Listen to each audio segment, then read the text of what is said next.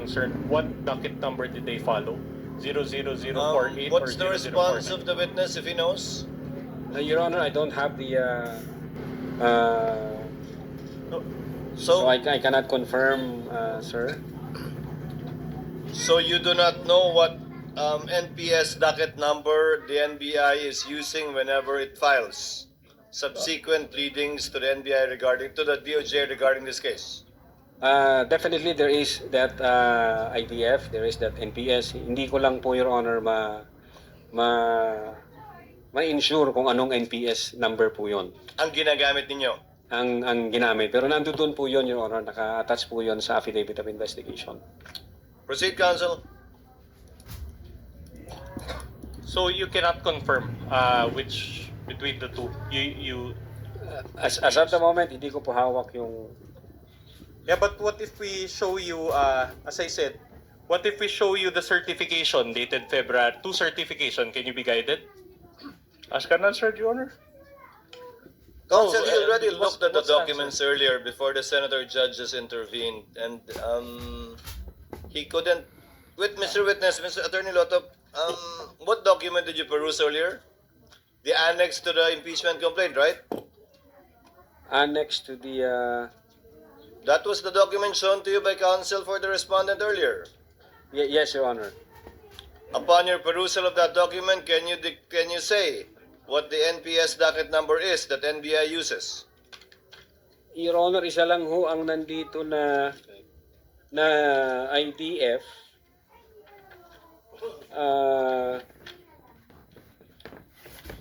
So isa lang yun nandito, Your Honor, hindi ko ho makita yung isa pa. Ang nandito na naka-attach na IDF is yung 11 February 2025. So kung ito ho ang tinutukoy, ang nakasulat ho rito na NPS docket number 16-INV-25C-00048, Your Honor. Your Honor, the certifications, the two certification also has docket numbers. Can we just ask him to peruse this so that he can make up his mind which of the two docket numbers they followed? Then confront him with the document, counsel. Your Honor, we are What is your co-counsel showing him? We are showing the document February 5 and February 14, which as I mentioned, contains 0049 as the ending docket number. Maybe just know, Your Honor, if that was the docket number that was followed by the NBI following the filing. Counsel, I have- counsel, before you answer, Attorney Lotto, counsel, the first form, can you bring it up again? That's not an investigation form, right? That's a DOJ form. Yes, Your Honor. Your Honor, this is a receiving copy, Your Honor, because all of these were subpoenaed again from the NBI but not from the DOJ. So these were transmitted to the House Committee on Justice by subpoena. So By in other who? The NBI? submitted by the NBI, that's correct, Your Honor. And this was the basis that was used by the House Committee on Justice in filing the articles of impeachment before this impeachment court. So in other words, Your Honor, the agencies involved herein are just four: the DOJ, the NBI, the House Committee on Justice, and the Senate. And the line of questioning is very simple. We want to get to know to the bottom of the truth how were these documents altered. If at all, if at all, if at There's all. no basis for saying it's Exactly. altered. Counsel, Attorney Lotto, what is your observation? Yes, Your Honor. Isa lang ho yung nandito na IDF. Uulitin ko po, Your Honor, mayroon na ho ditong NPS docket number at yung date po is 11 February 2025, sir. At yung isa, Yung isa, yung sa certification, Your Honor, yung hindi siya IDF. hindi siya IDF, That's sir. what I was asking about earlier. So, ang certification ho ang pinapakita sa akin, Your Honor, hindi po IDF na isa. We're trying to show the Feb 14, the latest certification for the revised affidavit of investigation, Your Honor. So So did you follow that docket number? considering that according to you, that is the latest certification that you received from the DOJ.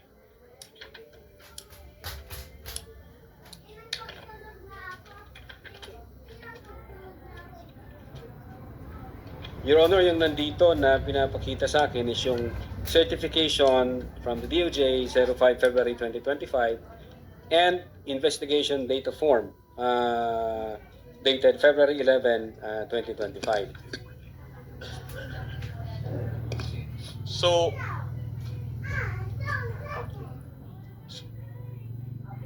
So, which is which, Attorney Lotok? Is it 00049 or 48? The earlier one or the later? I have here the second second certification from the DOJ, which says sufficient for conduct of preliminary investigation, reference number 16 -eval-inv 25A-00049, sir. So the 49 is the latest one and is thus valid. Is Yeah, that I what believe you're so. saying? Ito yung may sufficient for All right. Okay. Now, let me direct your attention to the subpoena issued against the Vice President on April 29, 2025. This is the subpoena. And the issue is that the docket number is 0048. In other words, the VP Sara was made to answer to the earlier case that was docketed as such. Do you confirm this? You were part of this, correct? As the complainant. Your Honor, can I object now, Your Honor, please? If I may, Your Honor, please. What's the objection? If I may, I will explain. May- Your Honor, I would like to object, Your Honor, please. This witness is incompetent because he is now being confronted with docket numbers supplied by agencies other than him. If he knows, Your Honor, That's he was exactly- the complainant. Your Honor, he Counsel- was the supervising agent. It Counsel, says there's this is a DOJ document. Objection is sustained. Witness is not competent to answer these questions. You can call your witness to testify as to these documents belonging to the DOJ. Kindly move on, counsel. We've been at this for quite some time. I'll move on. My next question is, the NBI's own evaluation is merely recommendatory in nature, correct?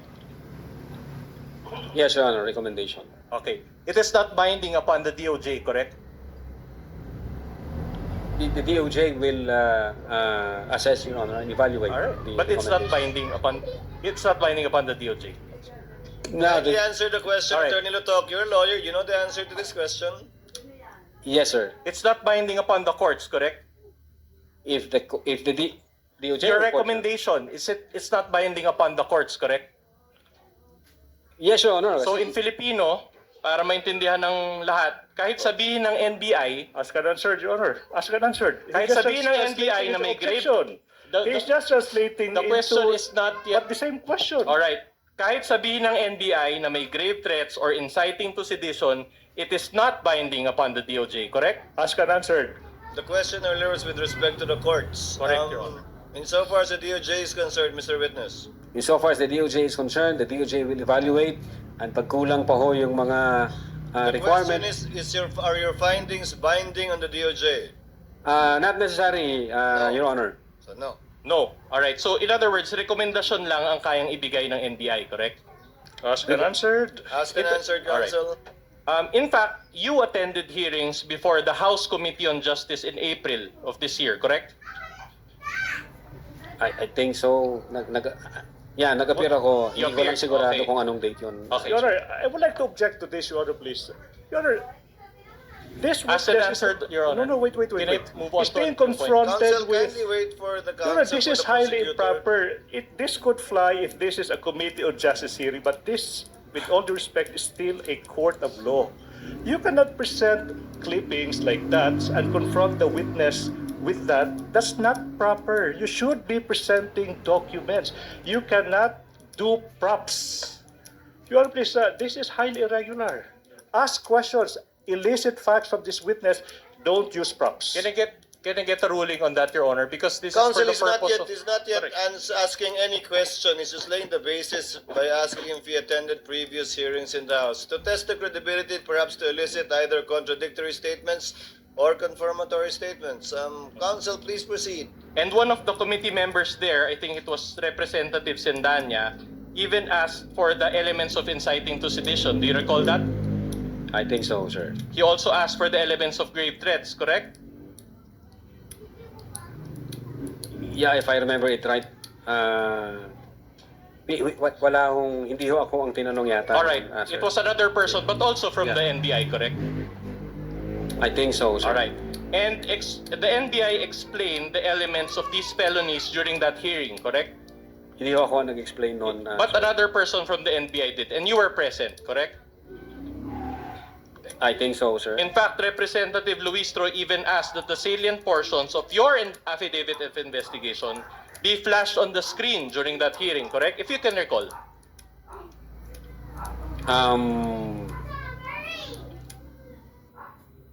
Siguro, Your Honor, pero di ko maalala. You're not sure. Okay, that's okay. And when asked whether VP Sara's acts constituted grave threats and inciting to sedition, the NBI answered in the affirmative, correct? I think so, sir. Okay. Now, my next question is very simple. Did the NBI at any point in that hearing clarify with the House Committee on Justice and the Filipino people watching then that its own evaluation is not binding upon the DOJ? But Did you clarify? I don't think wala akong tanong na ganon sa amin, sir. So you were not able to clarify that, correct? Wala ako kasing tanong. Okay. Anong ika-clarify ko, Okay. sir? So you were not given an opportunity to clarify Ask that ka your lang, sir. own evaluation, this is a different question. Wait for the question.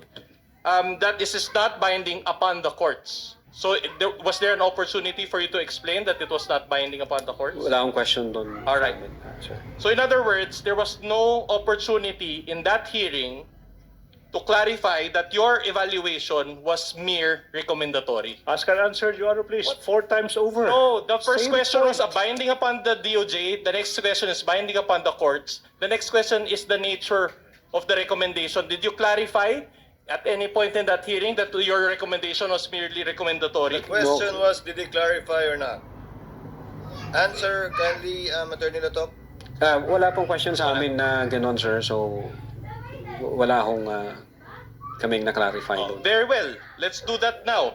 For the benefit of this honorable court and the Filipino people watching, when the NBI evaluated VP Sara's acts to be grave threats or inciting to sedition, is that binding upon the DOJ? Your Honor, ask and answer. This is now the Counsel- third cycle. Already asked and answered several times. I'll move on, Your Honor.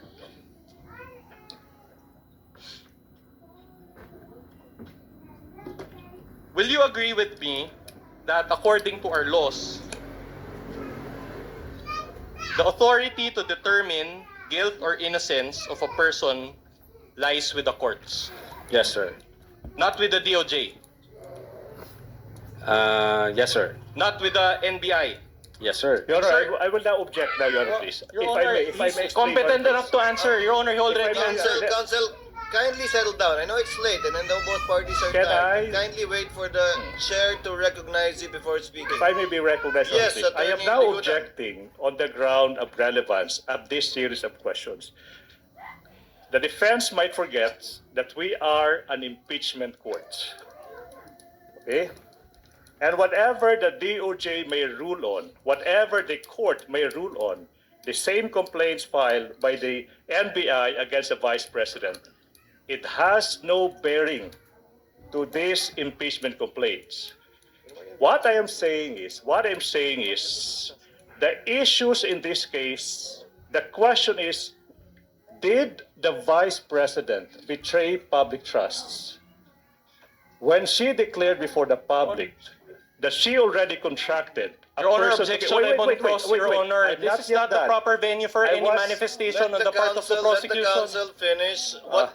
Kindly state your objection, counsel. Relevance, exactly, Your Honor, please, as to what the court will do, as to what the DOJ will do on the complaints filed by the DOJ, by the NBI They have nothing to do with the issue in this case. The question is whether the Vice President betrayed public trust by contracting an assassin to kill the President, the Vice President, to kill the President, the First Lady, and the former Objection State again, House. Your Honor. It's not the Irrelevance, proper- always irrelevance. Counsel, you know what you're doing as well. So kindly limit it to your objection. Irrelevance, Your Honor, please. Counsel for the respondent, the court gets it. Okay, you don't have to spend that much time on this matter. The court gets it, and I think the senator judges are well aware of the limitations of the power of the NBI and the DOJ, as well as the power of the court to decide on the innocence or guilt of the parties. You've established that point. Move on. In other words, it is only the proper courts that can determine the guilt or innocence of VP Sara in terms of Same. grave threats or inciting to Counsel. sedition. It's a direct question, Your Honor. Counsel, asked and answered. Kindly move on. Kindly move on, counsel. Again, the court gets it. I think the senator judges get it as well as the people who are listening. All right. My question is this. Are you aware of any final verdict by any court that VP Sara is Same. guilty? Same, Your Honor. Same. If he is aware. Witness will answer if he knows. Well, insofar as the NBI Cybercrime Division is concerned, during that time, I'm not aware. So, insofar as this case is concerned, no final verdict yet. I don't know, Your Honor. I don't know. Insofar as the investigation of the NBI is concerned, no personal knowledge. All right. Now, let me move on to a new point. Do you know what motu proprio means? Yes, Your Honor. Motu proprio means on your own or out of your own initiative, correct? Yes, sir. Sa madaling salita, voluntary. Not really, sir. Not really. Wala nagutos. Under the law, we acted based on the law, sir.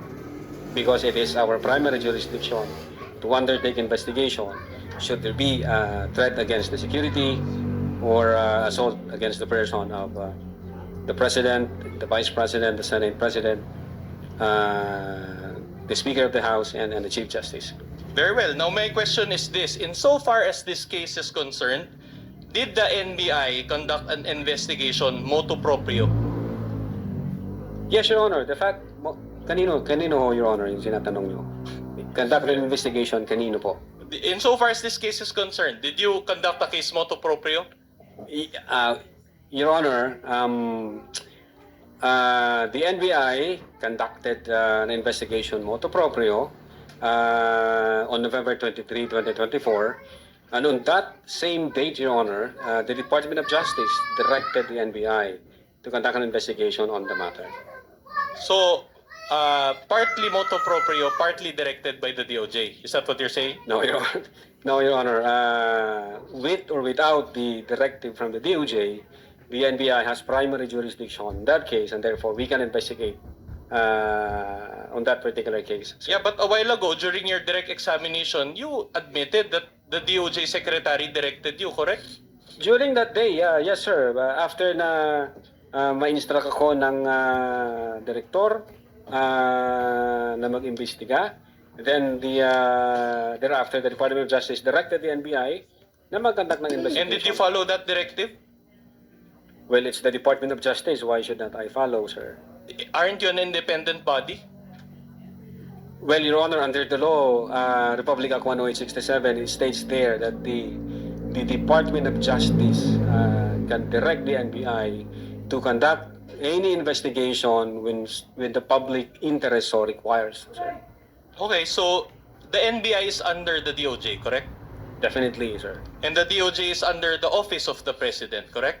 Yes, sir, the executive branch, sir. Meaning the Secretary of the DOJ is under the Office of the President, correct? No question to that, sir. No question. So BBM has control over both the NBI and the DOJ, correct? What do you mean by control, sir? What's your interpretation of control? You seem to be a smart man. The Department of Justice and the Office of the President, insofar as the function of the NBI is concerned, hindi ho sila nakikialam doon. Kung ano yung findings ng NBI, kung ano ang recommendation, sinasubmit po namin ito sa Department of Justice. And then yung Department of Justice, i-weigh po nila, i-evaluate po nila, and then mag-undergo ng process ng case build-up. Yun ho ang patunay na yung una naming sinubmit hindi tinanggap ng Department of Justice, meaning ang Department of Justice, pag nakita niya na hindi tama o kulang yung requirement ng NBI, hindi niya ito kararakang tatanggapin, Your Honor. That's why, insofar as the DC-15 is concerned, nag-require sila ng mga i-comply namin, and then nag-comply kami. That's the time ni-receive ng Department of Justice yung aming referral. Oh, very well. Just to help you answer, I'll ask a more pointed question. At the time the investigation against VP Sara was being conducted, did BBM had control over the NBI or DOJ? At the time the investigation, Yes. well, being the head of the executive branch, sir, yes, the president is the head of the whole of the executive branch, sir. Very well. Did BBM at any point intervene in this investigation? Of course not, sir. Of course not. So did you just admit to this court that there was no participation on the part of BBM? Again, the purpose of the submission of the affidavit is No, for the preliminary question is very investigation, simple, sir. Witness answer. Can we ask Your Honor the that witness to answer. Witness is in the process. The purpose of the referral that we submitted to the Department of Justice is for the purpose of preliminary investigation, which under the new rules of the NPS, pwede ho ang law enforcement agency na mag-submit ng complaint affidavit kahit wala yung affidavit ng complainant for purposes of preliminary investigation. So, the complaint from the President is not an indispensable requirement insofar as the preliminary investigation is concerned by the DOJ, sir. So let me clarify. You received instructions to conduct an investigation against VP Sara from the DOJ, which is under the Office of the President, and the investigation, in that investigation, BBM was allegedly one of the offended parties. Again, Your Honor, hindi ako nakatanggap ng Wait, there's no question yet. There's no question yet. And yet, BBM has control over both the NBA and the DOJ. Your Honor, Is that a fair summation? Your Honor, now, I will not object now. Ask and answer. Same point, Your Honor, please. Many times over, control of the President over the DOJ, control of the DOJ over the NBI. Ask and answer All right. many times over. Considering the structure involving the NBI, the DOJ, and the Office of the President, don't you think that there was bias against VP Sara? Ooh. I will allow that. I will not object, Your Honor. Your Honor, Counsel again, our- kindly wait for the presiding officer to recognize you. Witness may answer. our investigation, Your Honor, is evidence-based.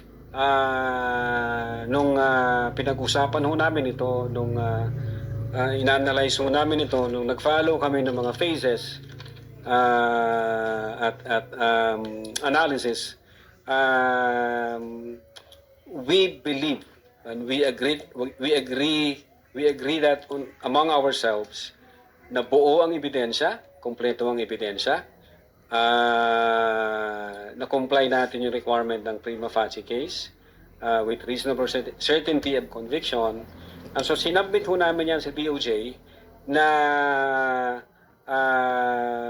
ang paniwala po namin ay kompleto ho at na-comply namin yung requirement Alright, either way, ng kaso. okay. Either way, the NBI can initiate its own investigation when necessary, correct? The NBI can initiate its own In investigation. fact, you mentioned RA 10867, correct? Yes, sir. And please allow me to read Section 5G thereof. It says, cases involving threats to security or assaults against the President, the Vice President, Senate President, Speaker of the House of Representatives, and Chief Justice of the Supreme Court. You confirm this, correct? Yes, sir. My next question to you is this. While you conducted a motu proprio investigation to help BBM, FL, and the former Speaker, did you also conduct a motu proprio investigation to help VP Sara? Yes, Your Honor. The fact that we sent a December 2, 2024 letter, we informed the Vice President na iniimbestigahan din namin yung alleged threat laban sa kanya. So kailangan namin makakuha ng valid information, confirmed data or any apparent violation of our revised penal code or any Alright. special law. Yung ang purpose ng letter namin, Your Honor, to inform the Vice President na iniimbestigahan din namin yung alleged threat laban Your sa Honor, it's a kanya. yes or no answer. Can we ask the... Mr. Witness, Attorney Lotop, this is the second time you've mentioned your December 2 subpoena. So, the curiosity of the presiding officer has been piqued. In your subpoena of December 2, you issued a subpoena to the Vice President for evidence in a certain investigation. No mention was made of either the investigation pertaining to threats against the President or even threats against the Vice President. But it's the second time you've mentioned that the intent of this one is for the threat against the Vice President. What is your basis, sir, when the subpoena does not contain such a specification of the evidence you will obtain from her?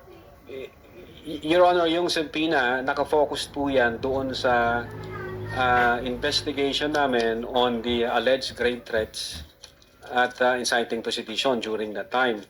Yung investigation naman, insofar as the Vice President threat to her life is concerned, meron nung kaming separate na letter nung December 2. Hindi 2024. subpoena, letter. Letter po. Do we have that on file or on record Yes, sir. somewhere? Yes, Your Honor. It was Is it the pre-marked Perfect. marked during trial one for earlier, Your Honor, by Agent Calilong? by this witness, Attorney Lotop. That would be P dash Roman numeral 4-5, identified by the witness earlier, Your Honor, please. B-4-5, Dash 4-5. Oh, mami. addressed to Attorney Lim, Check. Attorney Lotop. Yes. Yes, Your Honor. Your Honor. Your Honor, I have questions relating to that, Your Honor. Can we...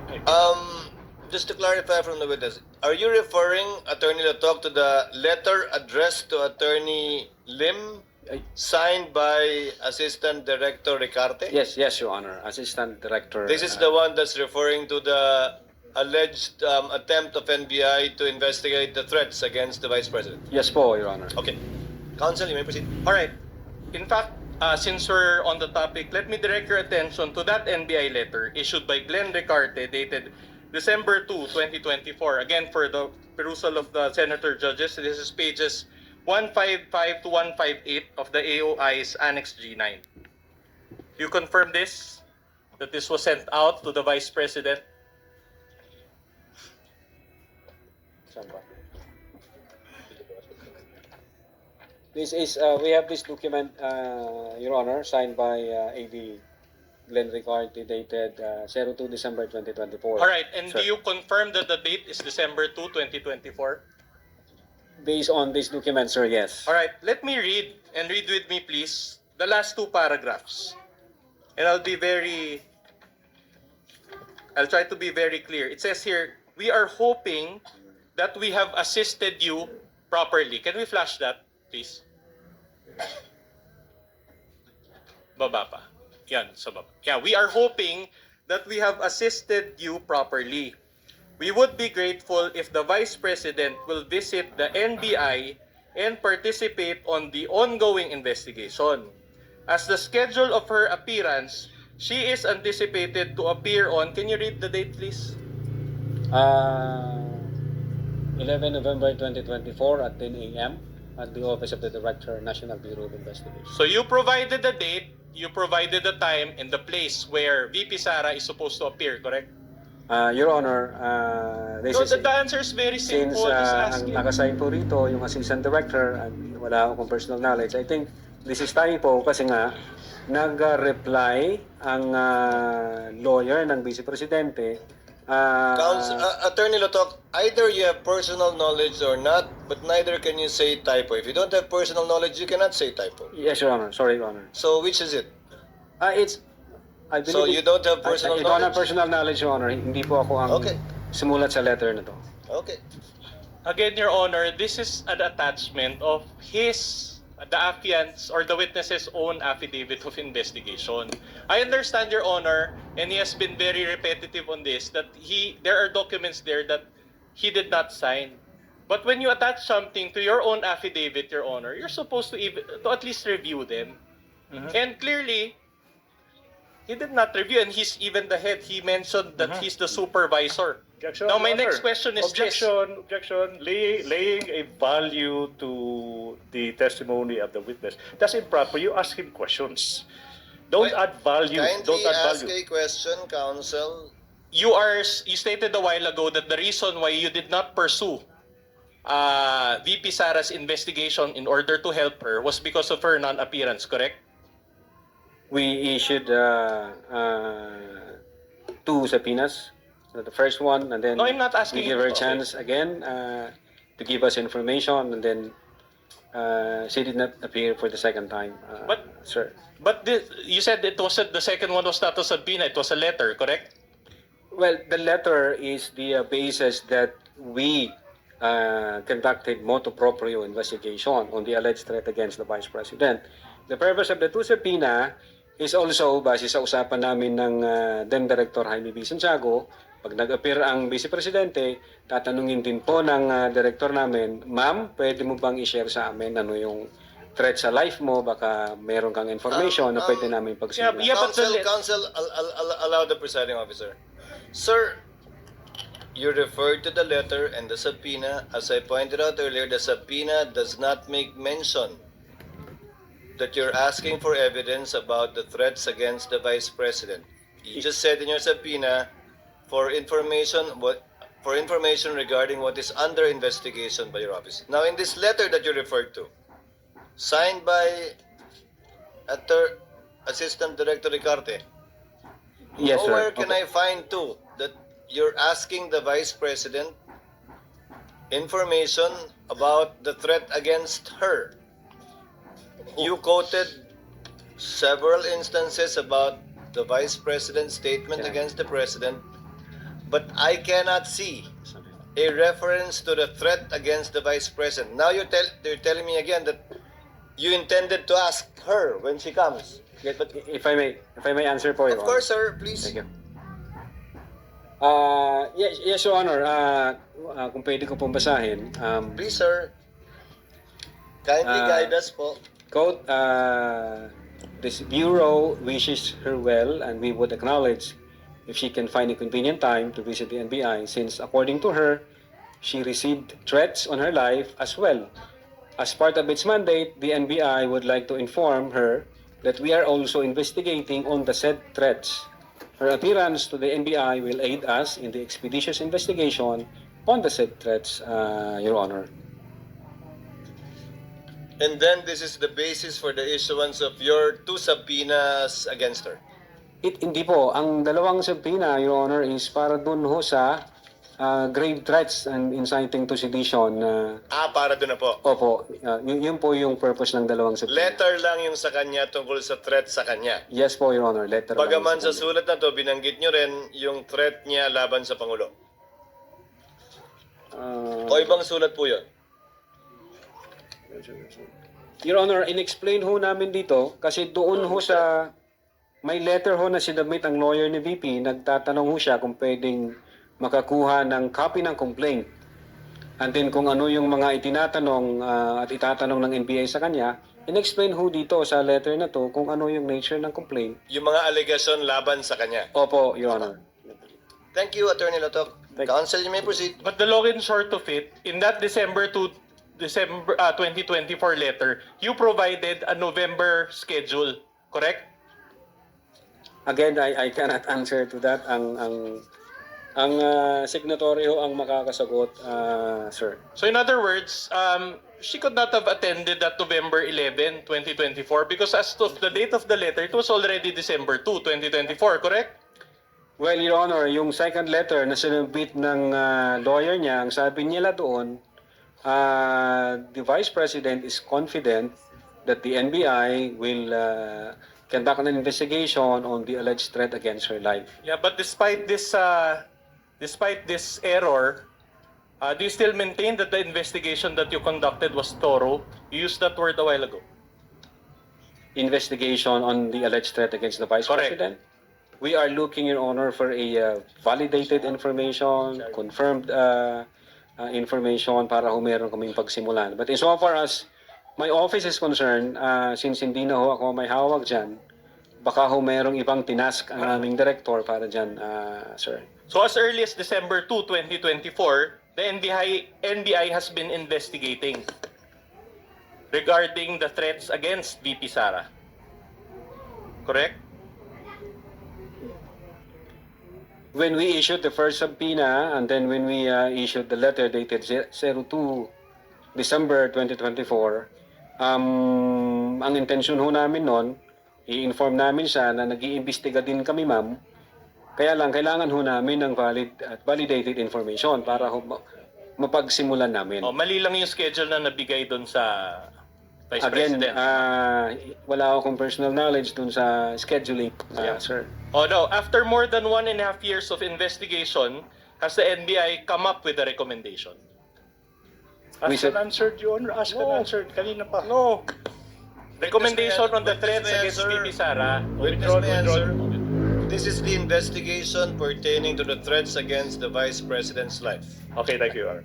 Again, since wala ho kaming validated information, wala ho kaming nakitang confirm doon sa allegation, threats against her life, wala ho kaming mapagsimulan, sir. Wala So ho no, kaming that's okay. mapagsimulan. Meron din bang affidavit of investigation para kay VP Sara, gaya ng ginawa ng NBI para kay BBM, FL at former speaker? Since wala ho pa kaming validated information, wala ho kaming mapagsimulan. So in other words, meron para kay BBM, Objection. FL, at there's no question yet, Your Honor. Yes. At former speaker, pero wala kay VP Sara. Argumentative, Your Honor. Argumentative. That's a and factual answered. question, Ask Your and Honor. answered. Ask and answered. Move Okay. on, counsel. If no affidavit of investigation, is there any written report on that investigation? Anong investigation po yun? Yung against VP Sara, may written report man lang ba? Well, ang makakaalam ho niyan, yung aming intelligence service, sila ho ang may pull up information from different offices. But as far as you know, wala pang written report on this. Well, during that time, so far as the cybercrime investigation is concerned, wala akong nakita na gano'n, sir. Wala pa. Noong time na yon, alright. sir. In other words, since wala pang written report, wala pa ring opportunity si VP Sara to supplement any report that you have prepared. Again, wala akong idea kung mayroon ng written report ang aming intelligence service. Ang alam ko, kung ano lang yung nangyari during nung investigation namin, cybercrime investigation, cybercrime division investigation. Alright, I'll move on to a new point. Now, as an investigating body, the NBI is called to be impartial, correct? Yes, sir. Meaning you have to evaluate both sides, not just one side, correct? What do you mean both sides? The sir? offending party side and the offended party side. Yes, sir. Alright, in other words, you evaluate the side of the complainant and you also evaluate the side of the respondent, correct? Evaluate the side of the complainant. Yes, sir. So, did the NBI do that in its investigation insofar as the case against VP Sara? Precisely, Your Honor, the reason why we issued a letter dated December 2, 2024 Alright, is to elicit information from the Vice President herself kung meron po bang validated Yeah. information Okay. or to ask her kung sakaling nag-appear siya, ma'am, baka meron kang pwedeng pagsimulan namin. But again, kahit representative, wala akong may dumating sa amin na magbibigay sa amin ng informasyon para pagsimulan ng investigasyon. yeah, but didn't the counsel appear? So she participated through counsel, correct? The council, Your Honor, only stated na yung threat is, again, yung 6 months ago na nung conduct ho kami ng open source investigation, wala ho kami nakitang validated talaga, sir. So wala kami mapagsimulan. Saan kami magsisimula doon? Okay. So, to enlighten this honorable court of what really happened during your investigation, you issued subpoenas, correct? We issued subpoenas, sir, yes. And several people participated, correct?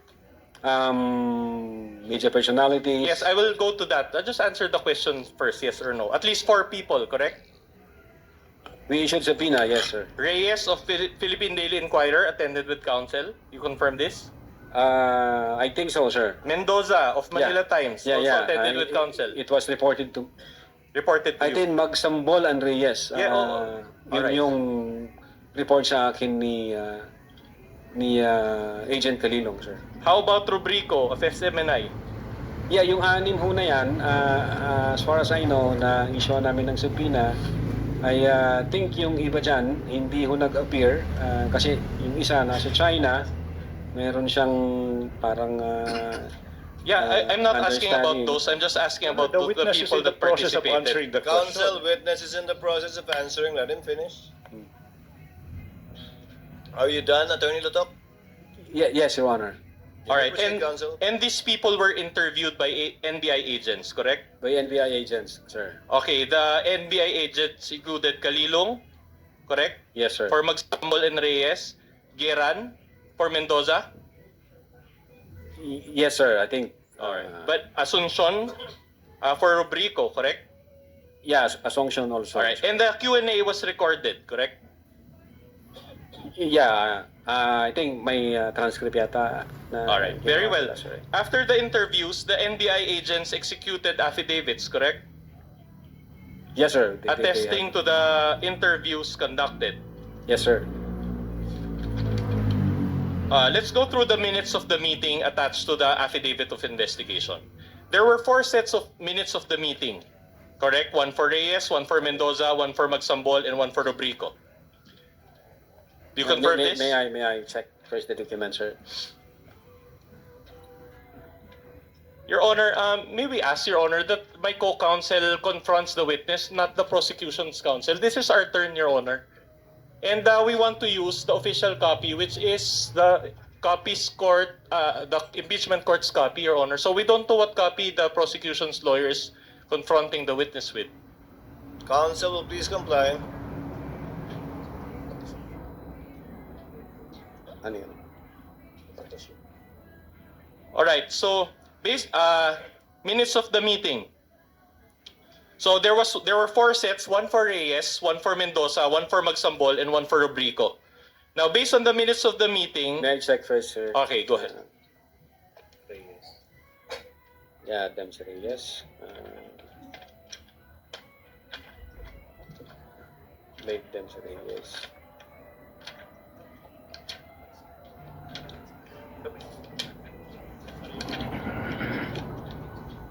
This is Mendoza. Yes.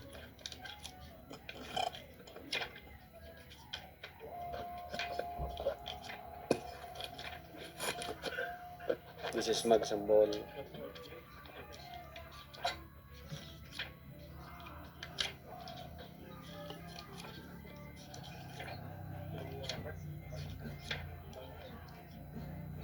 Magsambol.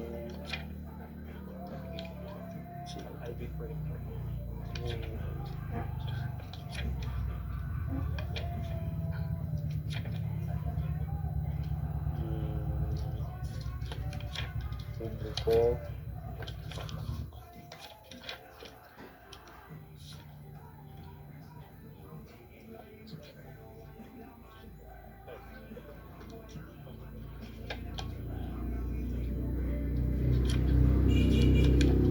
Yeah, I think up to Rubrico, sir. All right. So you confirmed that there was a Q&A. There is Q&A. sir. Okay. And then, konti lang yung mga tanong nyo. Actually, not more than 20 questions per interviewee, correct?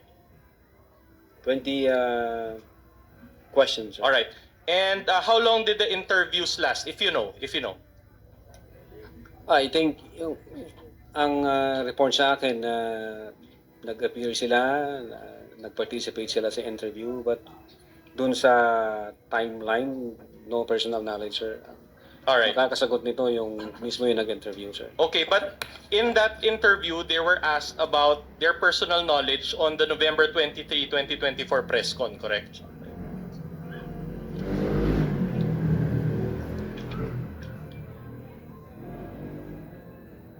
Yeah, the question was where were you on 23 November Just 2024? just a yes or no will at do. about 12 a.m. to 1 a.m. Yes, your answer is yes.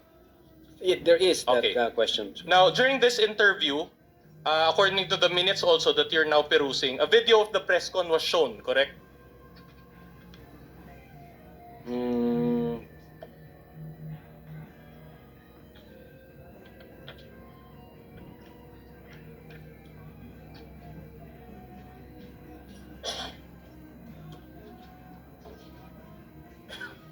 yes, it says here, is that Zoom meeting the one in the video? Okay. At this juncture, the agent showed the video. Attorney dated Loto, 23. kindly just answer yes to abbreviate the proceedings Yes, or no. yes, sir. If Okay, you my consider- question is this. Did the NBI show the entire video to the interviewee or just portions thereof? Ang makakasagot ho niyan, Your Honor, yung nagkanda If you know. po ng interview. If you know. I'm not sure, sir. Didn't you provide instructions to the NBI agents regarding the showing of the video? Well, the instruction is whether or not nandun ba sila nung nangyari yung press conference ng November 23. Yeah, but will you agree with me that for the investigation to be impartial, the NBI should have shown the entire video and not just certain portions thereof? That I cannot answer kung pinakita nila yung buong video. Ang instruction ko, Your Honor, part ng investigation is to ask them kung nag-participate sila, kung may personal knowledge sila during the online press conference at November 23, 2024. Alright, but let me direct your attention to page 189 also of Annex G9. This pertains to the minutes of the meeting of Kalilong. If we can flash that on the screen and if my co-counsel can confront the witness. It says here, and I want to read, in the top portion it states 1024H and 1057H, December 4, 2024. 2020 here. Meaning, the interview took place on December 4 from 10:24 to 10:57 a.m. Is that correct? Military time. Well, it appears in that document, sir. Alright. So in other words, 23 minutes lang yung interview. Based on that document, sir. O hindi nyo talaga mapapakita yung whole video, correct? Based on that document, kung ganyan lang yung timeline niya, yes, Your Honor, hindi. Kasi 2 hours mahigit yung video ni VP Sara, correct? Yes, Ask sir. and answer, Your Honor. Ask and answer. I'm just Then the time's emphasizing over. the time, Your Kaya Honor. nga, objection Move on, eh. counsel. That's why... Senator Judge Soto is recognized. What is your pleasure, sir? Thank you, Mr. Presiding Officer, Mr. President. To satisfy the curiosity of our group here, we were asking each other, why did you invite these 4 media personalities? Yes, Your Honor, because they were there based on our investigation. They were there in the press con, Yes, sir, they the participated. whole press con. The whole press con, sir. So why do you have to show the entire press con again? Precisely, Your Honor, that's the point. We just want to establish whether sinabi ba to ng Vice Presidente at sinabi nila na yes, yan yung sinabi ng Vice Presidente. Yung point ho yun na may kinontrata siya, may kinausap siyang tao. Kaya yun lang ang pinakita nyo, hindi nyo na pinakita yung buo because they were there. Yes. The entire yes, sir. time? Are you sure they were there the entire time? They were there, sir. Okay, thank you. But you cannot have personal knowledge. They may have exited the Zoom meeting, correct?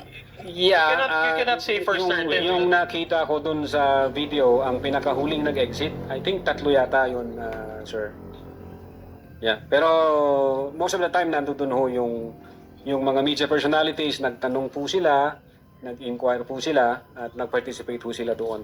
Alright, at any rate, each participant was asked, and I quote, in paragraph 11 of the affidavit or the minutes, it says here, do you hear the statement of VP?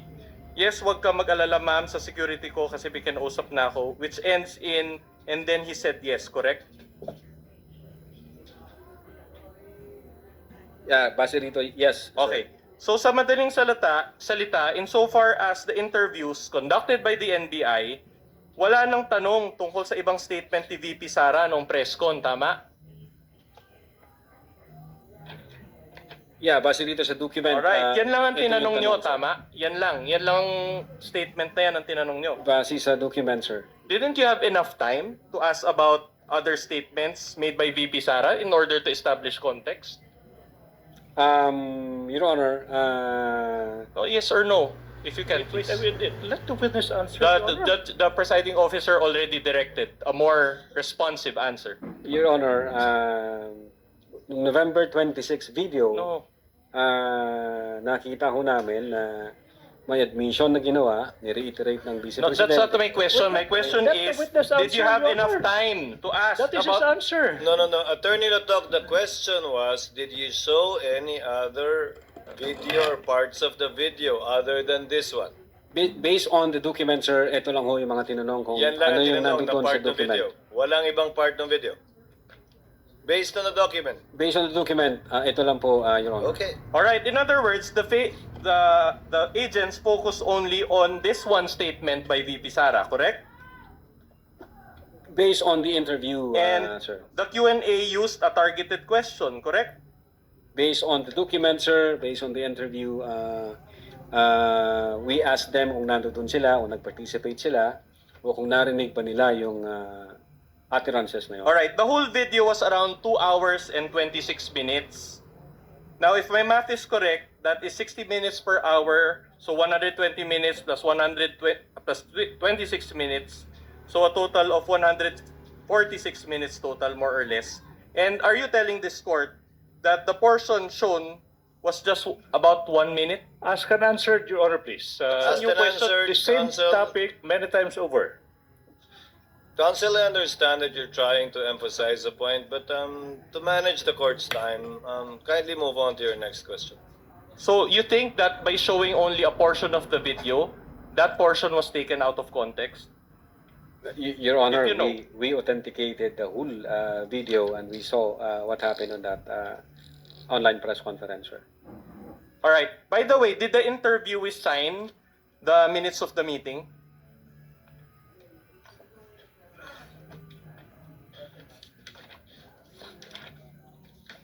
Insofar as the late side in Reyes, No.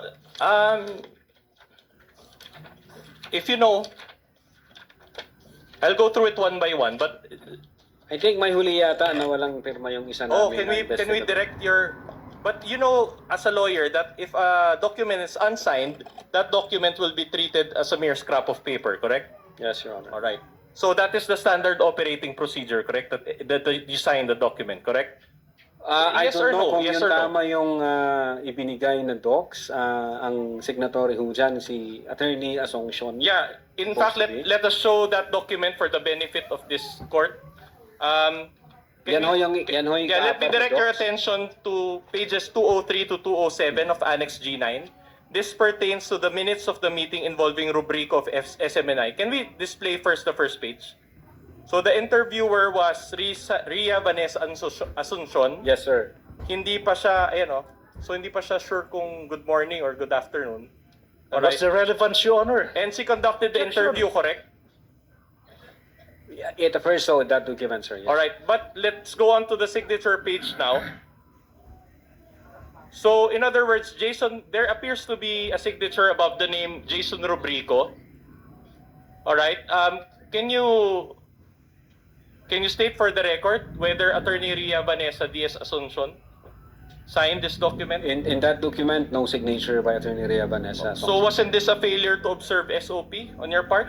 I think we have to ask Attorney Vanessa, baka meron siyang ibang document. But again, you're the supervisor of these minutes of the meeting, and you were the one who attached these documents to your affidavit of investigation. Anyway, I'll Again, move on to a ang new point. nag-prepare ho ng mga docs na yan, I instructed them, the executive officers and the agent on case, to prepare those documents for Department of Justice. My only Submission. point is this, Mr. Lotok. We are talking here about filing a case against the Vice President of the Philippines, who is the second highest official of the land, and you use an unsigned document as part of your exhibits? Is that what you're trying to tell the court? You can ask Attorney Ray Vanessa de Sasongson again, sir, kung meron siyang, kung ano nangyari dyan.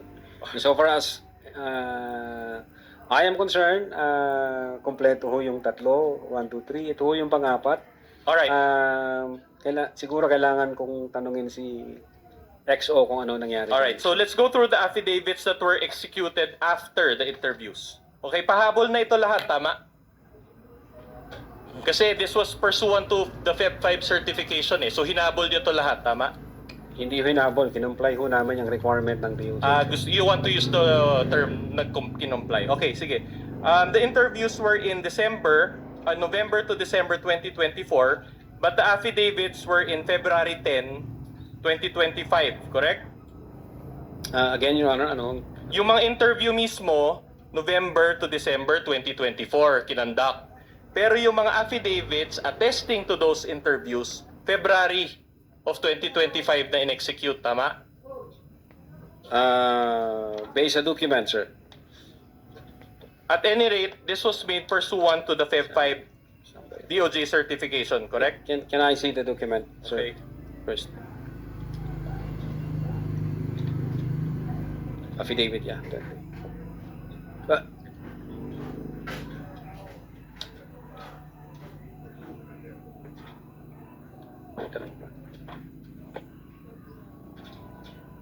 Okay. So in short, hinanapan kayo ng DOJ ng affidavits.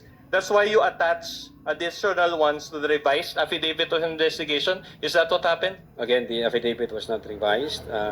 May mga attachment lang ho na ni-require yung Department of Justice, so kinumply ho namin. Saka sinabit ho namin. Oh, even your own director referred to it as revised, di ba? So let's not make an issue about that. Exactly. I'm just asking if these were attached to the second judicial affidavit of investigation. So, in other words, the agent who executed these affidavits were John Mark Calilong, Geran, and Asuncion, correct? Yes, sir. And each agent executed their own affidavit, correct? Yes, sir. So, all were based on their personal knowledge, correct? Again, sir, based on their personal knowledge. Okay. So, nothing was supplied to any agent, correct?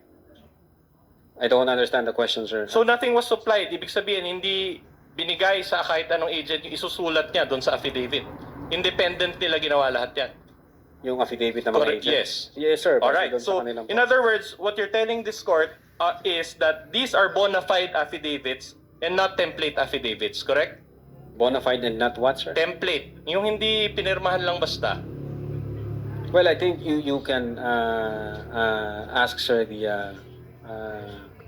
the one who signed the Yeah, so ganun na. affidavit, sir. But again, this is part of your these are attachments to your affidavit of investigation. So you should have checked these at least, correct? Your Honor, sa practice namin, may mga templated na talaga kung common na yung question.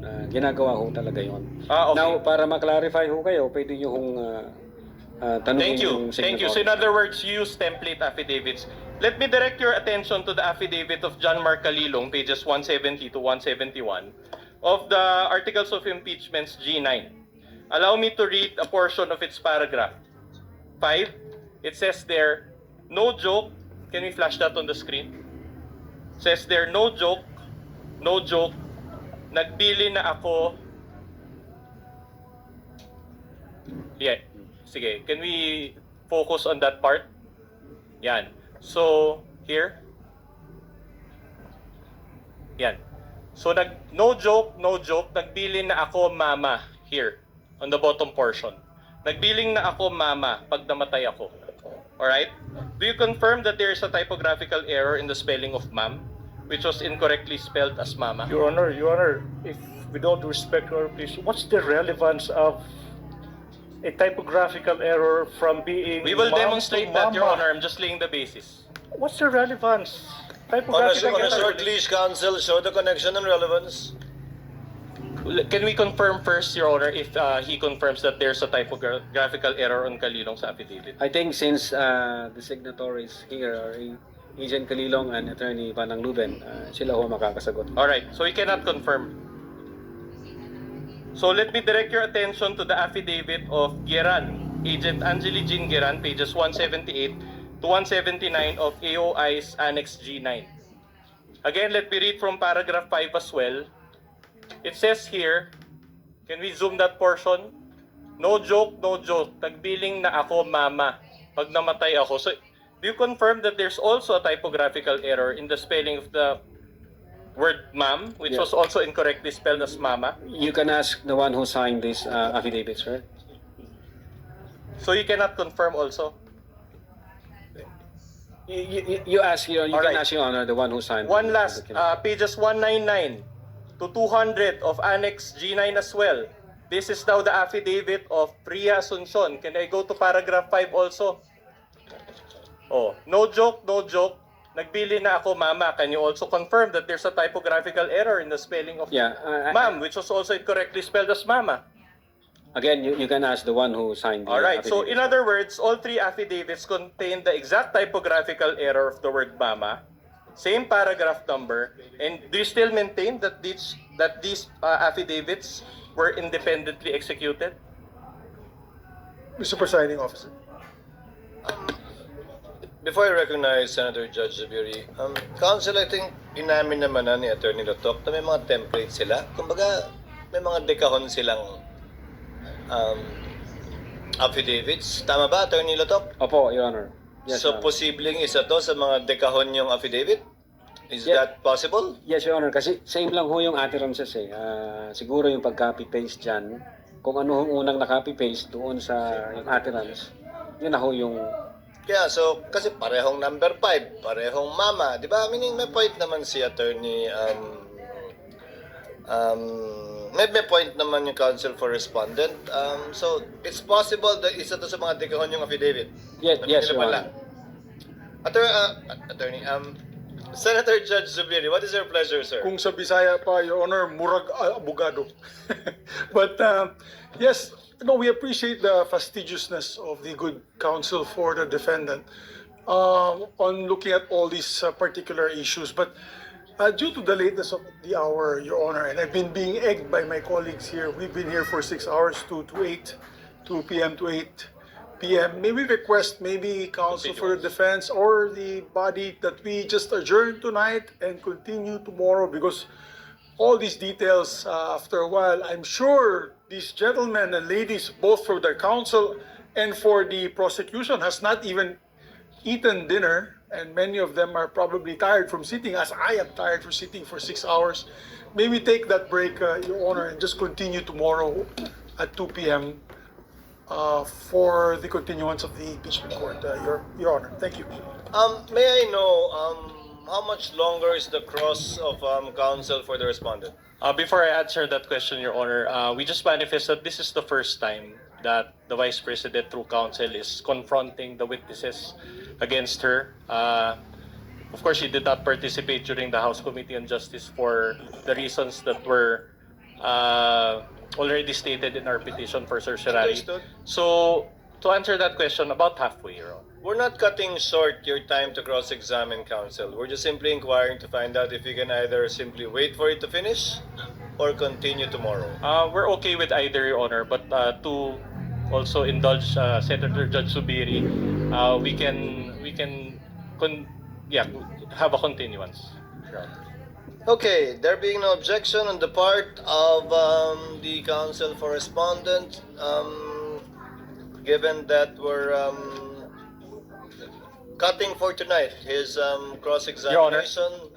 One Yes, last administrative Attorney point, Your Lo. Honor. Considering the change in schedule because of the continuance, may we inquire of the prosecution if they still intend to We will present... get to that, counsel. Alright. We will decide on We will that before submit, we Your adjourn. So for the meantime, court would like to excuse Attorney Lotok with the reminder that the subpoena for him to attend tomorrow's hearing still stands, and he will continue to testify under the same oath. Thank you, Your Honor. You are excused, Attorney Lotok. Thank you for your time and cooperation, and see you again tomorrow, sir.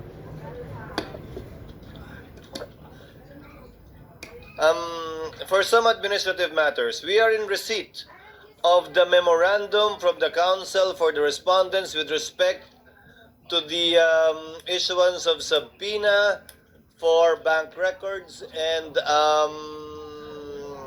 AMLC records as well as BAR records. Do we have a similar submission from the counsel for the prosecutors? Kindly furnish, clerk report is instructed to furnish all senator judges with a copy of the same, with a reminder that we will be hearing the oral arguments of the parties on these two matters on Wednesday after the presentation of the testimony of the witnesses of the counsel for the prosecution. What is the pleasure of the honorable defensor?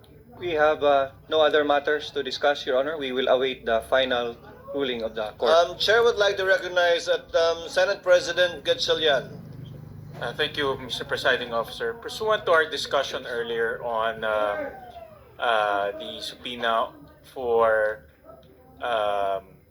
NBI Director Melvin Matibag, and pursuant to the discussion with Senator Judge Alan Cayetano and myself, and to give ample time to the Senator judges to study, to look at the pieces of evidence as well as to propound their questions, may I propose to let him come to the Senate on Monday. I was looking at the letter from the NBI, and indeed the activity in Bangkok is quite important. It is the regional summit on scam center compounds and transnational organized crime, which will be held on Tuesday. We were also looking at the flights to Bangkok, and there are flights at night, Mr. Presiding Officer. So what we can do is to allow him to come here on Monday and then propound our questions. And if ever we don't finish it, we can request him to come back again after his activity in Bangkok. With the understanding, of course, Senate President Gatchalian, that the testimony of the witness given in direct examination would be meaningless unless he is thoroughly cross-examined by the other party. So should we not finish his testimony on Monday, it shall be continued on the next trial date until the cross-examination, redirect, and if at all, recross shall have been finished by the parties. Subject to that understanding. Is there any objection to the motion of the Senate President to issue the subpoena for the attendance of Director Matibag on Monday, July 20 at 2 o'clock in the afternoon? There being none, same is approved. Now to clarify, the Honorable Defensor, may I ask, who is your witness for tomorrow? I understand we still have two witnesses online, namely Attorney Lopez and Captain Bello. Is that correct, sir? That's correct, Your Honor. And you will be presenting Attorney Lopez first? Based on our earlier manifestation, we're supposed to present her next, after Lotok, Your Honor. After the culmination of the cross, if at all, redirect and recross of Attorney Lotok. Yes, Your Honor. Thank you very much. Any other points that any other senator judge would like to raise? Any other points the parties would like to raise? Counsel for Respondent, given that the Honorable Defense already said he has nothing further. We are okay with that presentation. There being no other matters to take up, and given the lateness of the hour and as manifested and moved by Senator Judge Zubiri, there being no objection, the trial is hereby adjourned until 2 p.m. of Tuesday, July 14, 2026.